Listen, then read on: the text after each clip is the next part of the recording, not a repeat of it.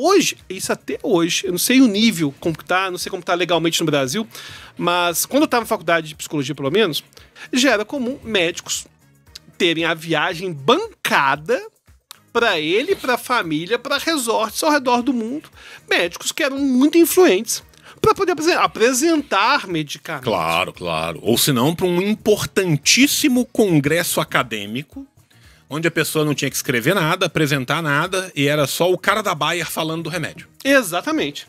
Agora, quem inventou isso foi uma família que está por trás da crise de opioides dos Estados Unidos.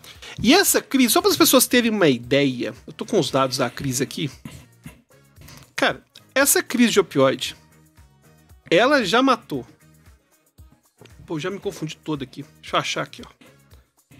Os Estados Unidos já investiu mais de $1 trilhão na crise de opioide. Cara, e mais de 500 mil de americanos já morreram de overdose. E quando a gente fala crise de opioide, dá uma sensação de que foi algo que surgiu assim, espontaneamente. Tipo crise de petróleo. Não, a crise de petróleo também não é um bom exemplo. Crise de petróleo não é um bom exemplo. Não é um bom exemplo, não. Não, mas algo que surge espontaneamente para as crises do capitalismo. Isso! Surge espontaneamente. Crise de ansiedade. Crise de ansiedade. Porque dá uma sensação que foi algo que não era previsto. Cara, não ser previsto é uma coisa. Agora, ser orquestrado, pô, é outra coisa. É o famoso acidente de Brumadinho, né? Exatamente. E, inclusive, eu sempre gostei de arte. Burguês safado, sabe? Que gosta de arte e gosta de estudar a história da arte. A mulher adorando estudar a história da arte.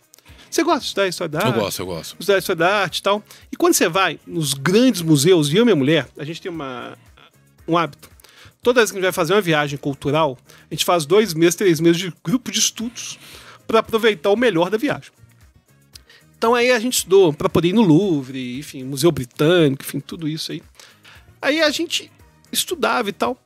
E nesses museus sempre tem umas salinhas de filantropo. Que tem o nome dos multibilionários que doaram coisas e tal. Eu penso, não, que pessoas boazinhas. Elas estão promovendo o bem comum, promovendo o acesso à arte. E aí um desses caras, que era um doador, chamava Arthur Sackler. Esse Arthur Sackler é um cara que era família de imigrante. Ele e os 2 irmãos acabaram se tornando médicos.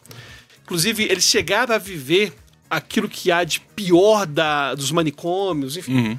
A gente tem que entender que, eu já até comentei no outro episódio, que quer queira, quer não, a medicalização é um processo de humanização em relação ao que tinha antes. Sim.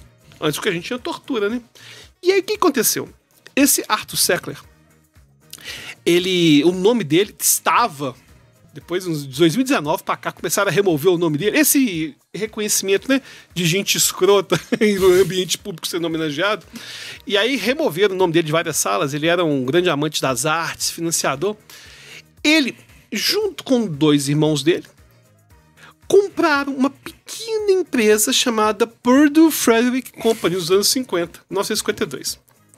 Só que uma parte da história que é interessante é que esse Mortimer Raymond, que eram os irmãos dele, ficaram na Purdue, e esse Arthur comprou na mesma época uma empresa de publicidade médica que chamava William Douglas McAdams. Cara, essa empresa de publicidade médica, esse Arthur inventou o que há de pior hoje na indústria farmacêutica. Ele que inventou, por exemplo, ele colocava nos jornais um monte de depoimento de médico. Aí acontecia, como que eram esses depoimentos? Ele colocava o cartão de visita do médico, aí deixava o cartãozinho de visita, assim, como se fosse um print de uma impressão do cartão de visita, e falando assim, dezenas de médicos reconhecem que o benzodiazepínico Librium é o melhor que tem disponível. E é interessante que as primeiras empresas que ele ajudou nos anos 50 não eram as empresas dele, não foi a Purdue, que depois virou crise de opioide, não. Ele estava pegando medicamentos, por exemplo, benzodiazepínico. Cara, benzodiazepínico é uma classe de medicamento para ansiedade que é fortíssima. Uhum. Resolve o problema. Não fosse altamente viciante e cheio de efeito colateral. E aí, ele começou esse marketing agressivo de colocar os cartões de visita nos jornais, enfim, e ficar divulgando. Inclusive, na época, teve um cara que foi pesquisar para conversar com esses médicos e descobriu que os médicos não existiam. Na verdade, era inventado. E aí ele passou a contratar médicos para poder fazer a venda de medicamento. Então, o médico ganhava comissão. Não só isso, né? A Purdue também fez o primeiro lobby para uma sociedade de médicos especialistas, né? Que é a American Pain Society, né? Que a Purdue Pharma foi quem bancou uma campanha agressivaça para os médicos da American Pain Society, que já existia. A American Pain Society não foi criada pela Purdue, ela foi comprada pela Purdue, né? E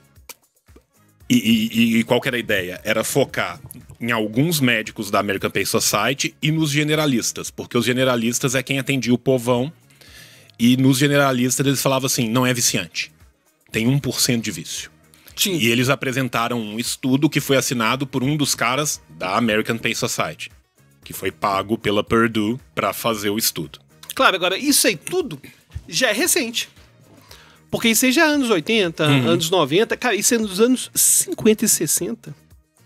Eu tô trazendo essa questão do McAdams, porque o Arthur morreu em 87, não tinha opioide, essa crise de opioide, não tinha lançado o Oxycontin, não tinha nada disso.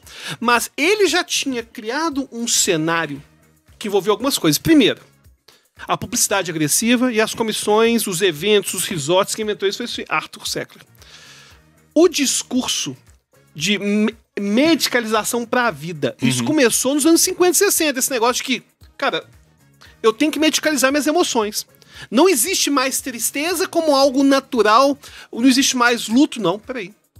A emoção tem que ser medicalizada. Aí tiveram 2 medicamentos, inclusive o Librium, que foi da Roche.